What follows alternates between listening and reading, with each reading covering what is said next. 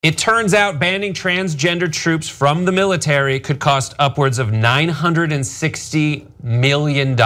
Now, you all heard in the news when Trump came out and issued his initial tweet ban on transgender soldiers in the military. Most people focused on how much is actually spent on transgender operations and medical procedures because Trump himself mentioned the tremendous medical costs trans people would face.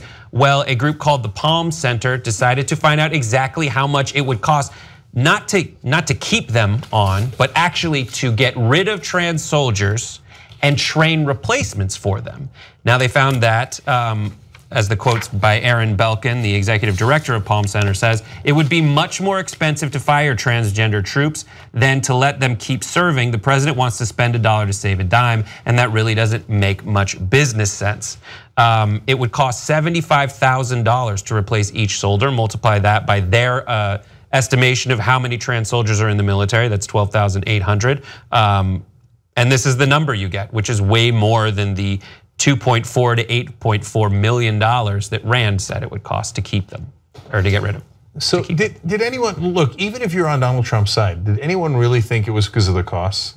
And when Rand Corporation came out and said it was about $8 million to provide health care for transgender people, I mean, in the context of the what is it, $600 billion Pentagon budget every year, which Donald Trump wants to add another $54 billion on top to. And we spend more on our defense, I think, than the other top 8 countries combined. And you're worried about $8 million for healthcare for transgender people? No, you didn't think that either. You like that he was discriminating against transgender people. And we don't like that he's discriminating against transgender people. Just be honest about it and don't pretend it's about costs, because it costs a lot more to find people to replace them, and you know it too. Yeah, I think it's extremely transparent, and also the timing of his announcement on Twitter made it even more transparent because he isn't winning with legislation, right? The repeal and replace of Obamacare failed. And as it was failing, he decided to tweet in the early hours of the day about how he's gonna ban transgender people in the military. He was pandering to his base. He's trying to give them something to support him on as he fails left and right in making deals. Yeah, what was the pitch for him? That's what I keep forgetting. Like, what's the pitch for Donald Trump?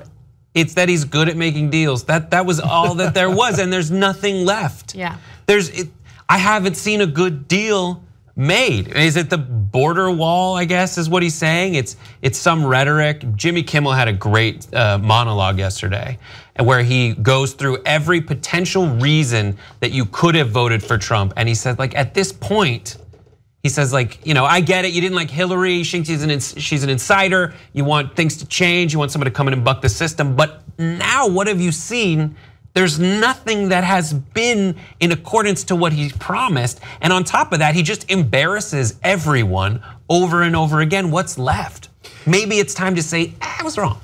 Yeah, and if you thought, well, he's a great businessman, and you believed him that we were gonna save costs by kicking transgender people out of the military, well, now that's gone too, because apparently he can't do math.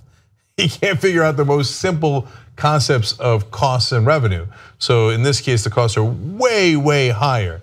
And look, we just had the alt-right complaining about Charlottesville, how their white national civil rights were taken away.